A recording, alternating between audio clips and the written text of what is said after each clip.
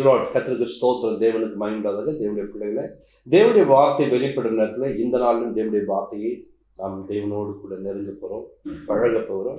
கர்த்தருடைய வார்த்தைகளை பிடித்துக்கொண்டு அவருக்கு பிரியமாய் சாட்சிகளாய் வாழ போகிறோம்.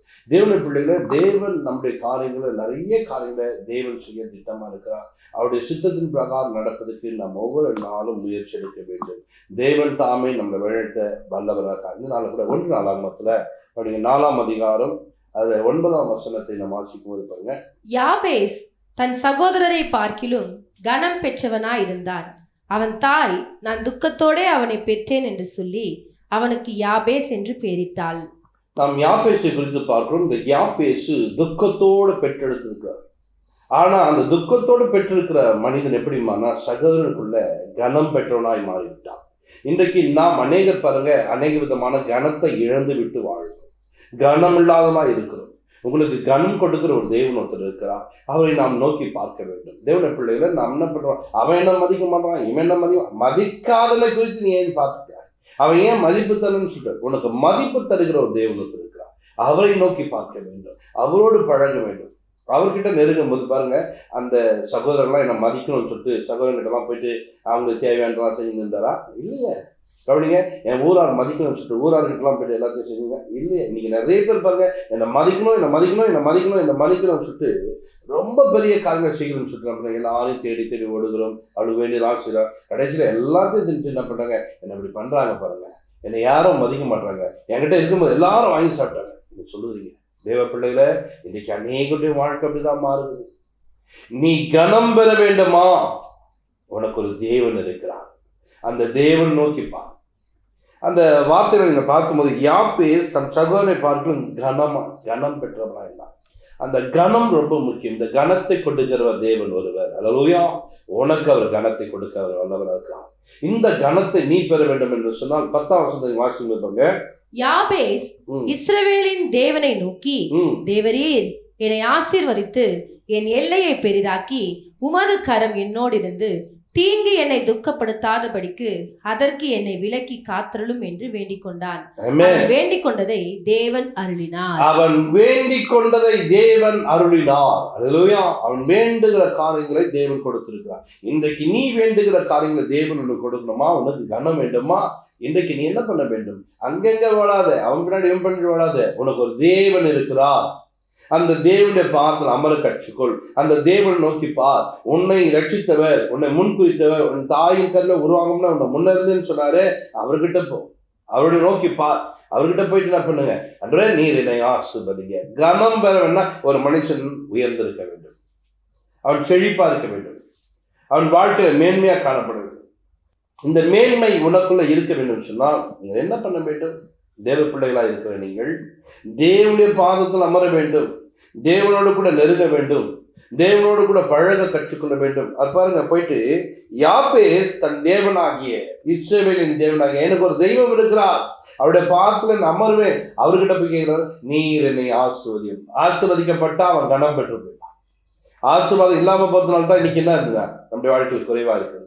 இப்ப பாருங்க, ஏசா துரத்தி கொண்டு வருவான். ஏசா என்ன பண்ண, அப்படி ஒரு 400 பேரோட வருகிறான்னு சொல்லிட்டு இந்த காரியங்களை கேள்விப்பட்ட உடனே பாருங்க, யாக்கோபு அந்த பக்கமா போய் ஜபிக்க ஆரம்பித்துட்டார். அப்ப ஜபிக்கும் போது என்ன கேட்கிறாரு? என்னை ஏசா துரத்தி கொண்டு வரா, எனக்கு இவ்வளவு பிரச்சனை இருக்குது, அதெல்லாம் சொல்லவில்லை. அவர் என்ன சொன்னார்னா, அவரை நோக்கி பார்த்து, நீர் என்னை ஆசீர்வதி, நீங்க என்ன ஆசீர்வதிங்க, நீங்க என்ன ஆசீர்வதிங்க. அப்ப ஆசீர்வதிக்கப்பட்டால் ஒரு மனிதனுடைய வாழ்க்கை எப்படி பண்ணா கனம் பெற்றவனாய் மாற முடியும். எந்த ஏசா அவனை கொல்லும்படிக்கு வந்தாலும் அதே ஏசா உன்னை அணைக்கும்படிக்கு, முத்தமிடும்படிக்கு, வா நம்ம வீட்டுக்கு போகும்படி கூப்பிடுதுன்னா அவன் கனம் உள்ளவனாய் மாறிவிட்டான். அந்த கனத்தை தேவன் கொடுத்திருக்கார். அப்ப ஆசீர்வதிக்கப்பட்ட ஒரு மனிதனாய் மாறும்போது அவனை அநேகர் கனம் பண்ணுவார்கள். அந்த கனமை நீங்க பெற்றுக்கொள்ளணுமா? இன்னைக்கு நீங்க என்ன பண்ணணும்?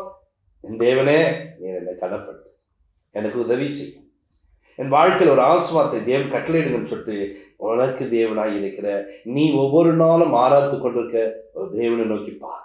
அந்த தெய்வம் நிச்சயமா உன்னை ஆசீர்வதிப்பார். அந்த தெய்வம் உன்னை உயர்த்துவார்.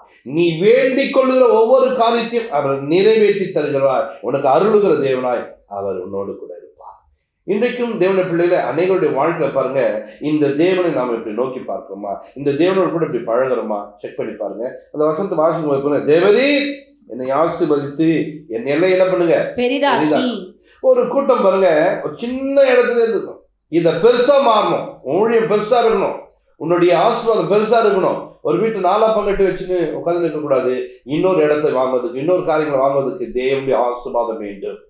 இந்த ஆசீர்வதிக்கப்பட்டவனா இருந்தா உன்னை தேடி எல்லாரும் வருவாங்க. ஏன்னா நீ ஆசீர்வதிக்கப்பட்டவர், உன்னோடு கர்த்தர் இருக்கிறார். இப்ப இந்த ஆசீர்வாதம் எப்படி கிடைக்குது? ஆண்டவர்கிட்ட கேட்கிறாரு, உங்களுடைய கரம் என் கூட இருக்கணும், தீங்கு என்ன துக்கப்படுத்தக்கூடாது, எனக்கு போராட்டம்லாம் பிரச்சனை வரக்கூடாது, இந்த மாதத்துல என்ன பிரச்சனை வருமோ தெரியாது, என் வாழ்க்கையில பிரச்சனையா மாறக்கூடாது. இந்த பிரச்சனையிலிருந்து நான் வெளியே வரணும்னு சொன்னா என் தேவனுடைய உதவி எனக்கு வேண்டும், என் தேவன் எனக்கு உதவி செய்ய வேண்டும். தேவனுடைய கரம் உங்களோடு கூட இருக்குமானா உங்களை அவர் வழிநடத்த வல்லவராக இருக்கிறார். என் தேவனே நீர் என்னோடு கூட இருங்க. இன்னைக்கு நிறைய பேர் இந்த ஆசீர்வாதங்களை கேட்பதில்லை, ஆசீர்வாதத்தோடு அழகுவதில்லை. இந்த ஆசீர்வாதம் என் வாழ்க்கையில் வேணும்னு நினைக்கல. அது தேவன் கொடுப்பாருங்க, கொடுக்க வேண்டாம், நீ கேட்டதாங்க கொடுப்பாரு.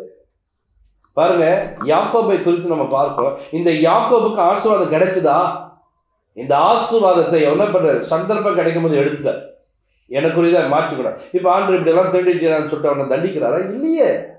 அந்த ஆசீர்வாதத்தை யாரு கேட்டாலும் அவங்களுக்கு ரொம்ப பிரியப்படுகிறார் அவர் மேல. இந்த ஆசீர்வாதத்தை கேட்க வேண்டிய நேரம் ஒன்று இருக்கு. அந்த நேரங்களை மிஸ் பண்ணிட்டு கவனிங்க, எல்லாம் முடிஞ்ச பிறகு ஒரு நாள் நீங்க என்ன பண்ணக்கூடாது, எனக்கு இதை தாங்க இதை தாங்க, அது தரமாட்டேன்.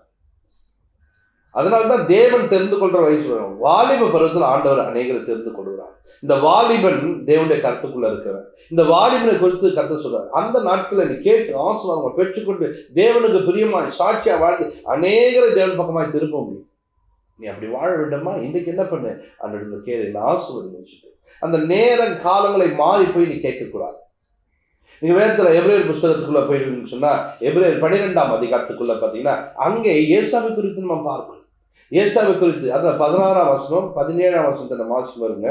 ஒருவனும் வேசிக்கல்லனாகவும் ஒருவேளை போஜனத்துக்காக தன் சேஷ்ட புத்திர பாகத்தை விற்று போட்ட ஏசாவை போல சீர்கெட்டவனாகவும் இராதபடிக்கு எச்சரிக்கையாயிருங்கள்.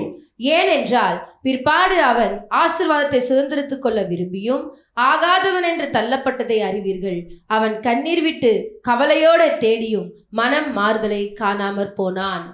அந்த வசனத்தை வாசிக்கும். பிற்பாடு அவனுடைய டைம் முடிந்த பிறகு அந்த ஆசீர்வாதத்துக்காக கெஞ்சுறான். அப்பா, இந்த ஒரு ஆசீர்வாதம் கூட இல்லையாப்பா உங்ககிட்ட, அப்பா இது மாத்திரம் தான் உங்ககிட்ட இருக்கா, என்னையும் ஆசீர்வதிங்கப்பா, எனக்கும் உதவி செய்யுங்கப்பா கேட்கிறான். இல்லப்பா, எல்லாம் கொடுத்துட்டோம்ப்பா, இது மாத்திரம் தான் இருக்குதாப்பா.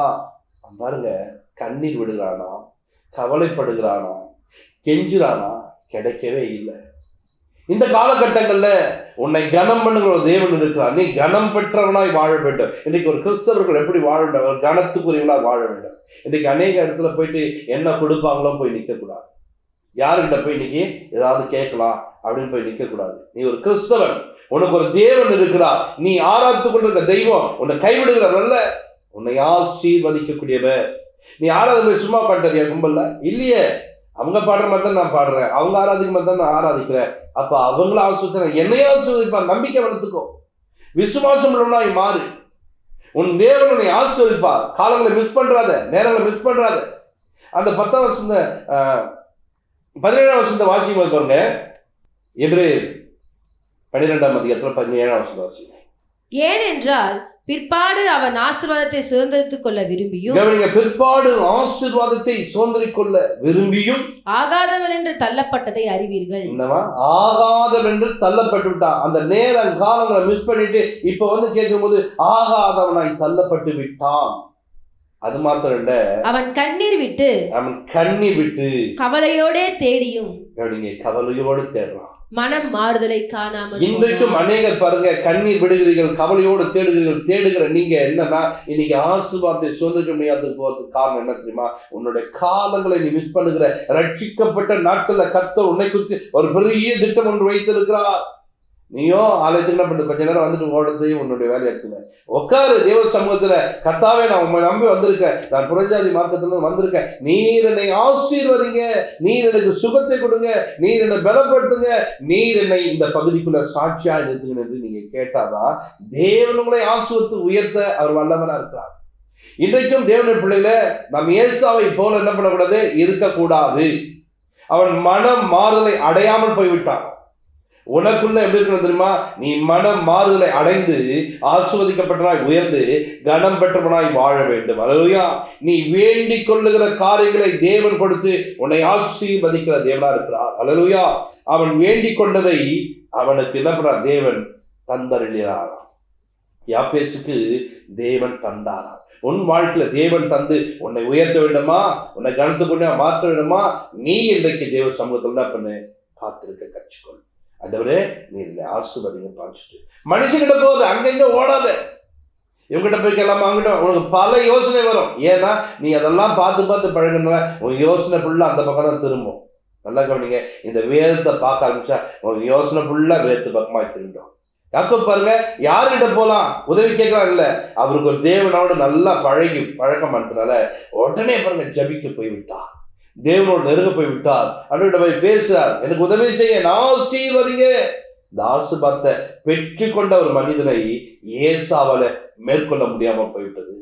இன்றைக்கும் இந்த யாப்பேசு பாருங்க, தன்னுடைய சூழ்நிலையில பாருங்க, என் சகோதரலாம் அப்படி இருக்காங்க, அவங்க எப்படி இருக்காங்க, ஊரார்கிட்ட இவங்ககிட்ட போய் உதவி கேட்க போல தனக்கு ஒரு தேவன் இருக்கிறார், அவர் இஸ்ரவேலுக்கு தேவனா இருக்கிறார், அவர் என்னுடைய தேவன் என்பதை அறிந்து கொண்டு அவருடைய சமூகத்துல போய் நிற்கிறார். அவனுக்கு ரொம்ப பெரிய ஜபம்லாம் பண்ணலங்க. இன்னைக்கு நீங்க வேதத்துல பார்க்கும்போது பாருங்கன்னா, சாலமோன்லாம் ஒரு பெரிய ஜபத்தை பண்ணியிருக்கிறார். 42 வருஷம் அந்த அதிகாரம் முழுதும் ஒரு ஜபம் பண்ணுவார். ஆனா இங்கே பார்த்தீங்கன்னா ஒரே ஒரு வருஷம் 10ஆம் வருஷம் மட்டும்தான், அந்த 10ஆம் வருஷத்துல ஒரு பெரிய ஆசீர்வாதத்துக்குரிய ஒரு மனிதனாய் மாறிவிட்டார். இன்றைக்கு நாம் எப்படியாப்பட்ட ஆசீர்வாதங்களை சந்திக்க போறோம்? எந்த ஆசீர்வாதங்கள் உங்களுக்குரிய மாற்றி கொடுக்கிறோம்? நீங்கள் ஆசீர்வதிக்கப்பட்டால் உங்கள் பிள்ளை நல்லா இருக்கும், நீங்கள் ஆசீர்வதிக்கப்பட்டால் உங்கள் குடும்பம் நல்லா இருக்கும், நீங்கள் ஆசீர்வதிக்கப்பட்டால் உன்னை சார்ந்தவர்கள் நல்லா இருப்பாங்க. நீயும் ஆசீர்வாதம் இல்லாம படுத்த படிக்க இருந்து யார் எனக்கு உதவி செய்வார்கள், எனக்கு உதவி செய்ய யாரு மேல புலம்பிக் கொண்டு வாழ்ந்து கொண்டிருக்க போயா, உன் புலம்பலை மாற்றுகிற தேவனா இருக்கா? உன் புலம்பலை ஆனந்த களிப்பாய் மாற பண்ணுகிற ஒரு தெய்வம் இருக்கிறார். அவருடைய சமூகத்துக்கு போ, ஆண்டவரே எனக்கு உதவி செய்யுங்கப்பா, என்னை நடத்தும் ஆண்டவர்னு சொல்லிட்டு கேளுங்க. நீங்க வேதத்தில் வாசிச்சீங்கன்னா தானியேல் 2:23 பார்த்தீங்கன்னா, அங்கே பார்க்கும்போது தானியேல் என்ன பண்றாருன்னா, தேவ சமூகத்தில் போயிட்டு கேட்கிறார். ஆண்டவர் சமூகத்துல ஞானத்தை கொடுப்பவரு, அப்பா அறிவை கொடுப்பவரு, சாமர்த்தியத்தை கொடுப்பவரு அப்படின்னு சொல்லிட்டு தேவனை நோக்கி ஒரு வேண்டுதல் செய்தார். மறைப்பொருள்களை இப்போது வெளிப்படுத்தும் ஆண்டவர்னு கேட்டார். தேவன் என்ன பண்ணாரு? அந்த மறைப்பொருளை வெளிப்படுத்தினார்.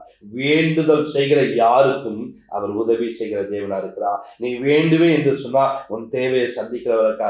இப்பொழுது நீ வேண்டிக் கொள்வேன்னு சொன்னா உன் தேவன் உனக்கு நன்மை செய்ய அவர் வல்லவராக இருக்கிறார். உன் வேண்டுதலை கேட்டு நிறைவேற்றக்கூடிய தேவனா இருக்கா. ரூத் வந்தாங்க பாத்தீங்கன்னா, புறஜாதியிலிருந்து வந்தவங்க, அவர்கள் வேண்டுதல் செய்தார்கள், தேவன் நோக்கி பார்க்க. தேவன் என்ன பண்ற? இஸ்ரவேலின் தேவனிடத்துல அடைக்கலமாய் வந்த இஸ்ரவேலுடைய தேவனுடைய கிட்ட யார் வந்தாலும் அவர்களை ஆண்டு ஆசுவத்து நிறைவாளன் பலனை அவர் கொடுத்தது போல, இன்றைக்கு நீ அந்த தெய்வத்துக்கிட்ட நீ போவி என்று சொன்னால், நீ நிற்ப என்று சொன்னால், உனக்கு ஒரு நிறைவான பலனை வைத்துக் கொண்டு இருக்கிற ஒரு நல்ல தெய்வத்திட்ட கவனிங்க.